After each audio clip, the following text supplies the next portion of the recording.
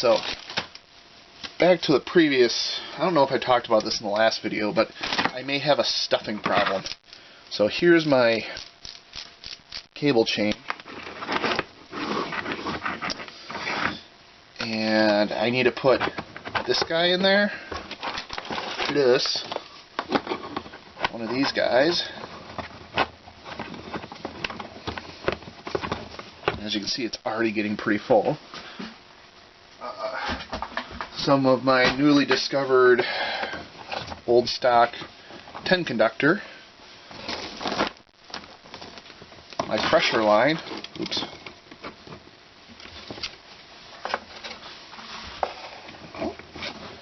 Just like that. That's not. That is definitely more full than what you'd want it if you're doing this for like an industrial machine that's gonna see lots and lots of use. But for my little low use case here, I think it will fly. Anything else I need to run through here? Oh, USB cable. Still not too bad. I was really afraid that this would just be like keeping out of here. You know, no way and no how it was going to fit, but this is looking plausible. Won't know for sure until I get it in the machine. Which that makes me happy because I don't have to go redo all the arches and mounts for all this stuff. I'm just sitting here going through my head and thinking, is there anything else I'd have to push in here? So, this cable will have my 4 solenoid valves, my 2 rotation stepper motors, my Z stepper, my Y stepper, plus an extra 4 for a stepper motor for the paste dispense, if I ever get around to getting that working. This cable will have power to the sensors, 2 Z touch sensors, the Z home sensor, and that leaves me 5 left over to do whatever other sensors in the future. Oh, I may need a light ring. The light ring may need a different voltage than the other sensors, so 2. So I think I got plenty there. So I think I'll go with that. The other thing I probably didn't talk about, so this is the Y gantry cable tray. For the X gantry cable tray, I'm either going to use another 10 conductor, which I just dropped on the floor. So this plus another one of it, which that seems to fit pretty good. Or I can use this 8 conductor, which I purchased and didn't use, because there's 2 stepper motors on the X gantry, one for each side, that I need to run down to the controllers as well. Most people just put them in parallel. I need to do some research and see if that's the best way to go. I definitely want to run the cabling separately, because with this 24 gauge wire, 2 stepper motors, there might be too much of an IR drop.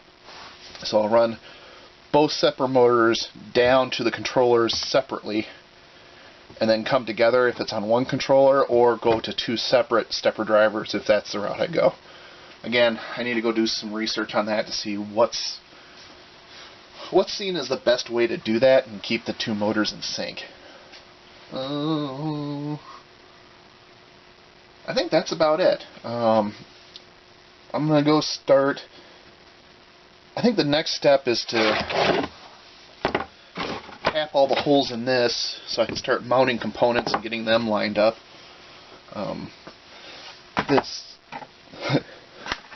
This ultra copper silicone I used for sealing up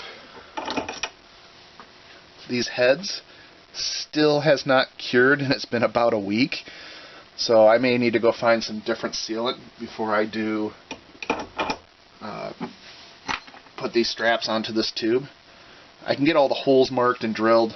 Well, I can get these 2 holes marked and drilled and screws put in. I can't drill this center one until I get the silicone on there, because I want to drill through the silicone and the pipe with a 2mm drill to make sure there's a nice clean path all the way through into the the vacuum chamber. I found a little right angle elbow. I have my gauge, so I can get, you know, that sort of figured out in any time here. I think it's probably going to end up something like that, where this is the front of the machine and this heads out towards the cable tray behind it. So I sort of mock this up. This goes on the machine like that. So if I turn it sideways, you know, I'm going to want the gauge like that so I can read it, and then this somehow sort of like that behind it, so the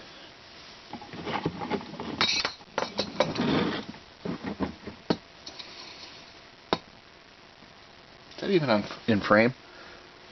Nope, yep, just barely in frame. Yeah, a few of my past videos I've been out of frame because I forget to check the camera and just assume you can see what I'm doing. But the tubing will go on here, and it has to wrap back and around and into this cable train. So probably something more like that would make sense. The tube comes down, comes up, goes around, goes up the cable chain over here. Some nice smooth curve so I don't kink the tubing, and then off to the rest of the machine. I bought 3 meters of tubing, assuming they give me one 3-meter chunk. Nope, 3 1-meter chunks. So I'm going to go dig through my bag of Keurig coffee pot parts and see if I can find some little chunks of tubing I can use in there. Let's see what else. I can start drilling and tapping. I can't finish. I can drill the holes for these, get them glued into the cap. I can't really put these on until I find some new silicone caulk of some sort, so I'll hold off on that. I can get these mounted, and I can start to do all the electrical assembly. So I think that's where I'm going next.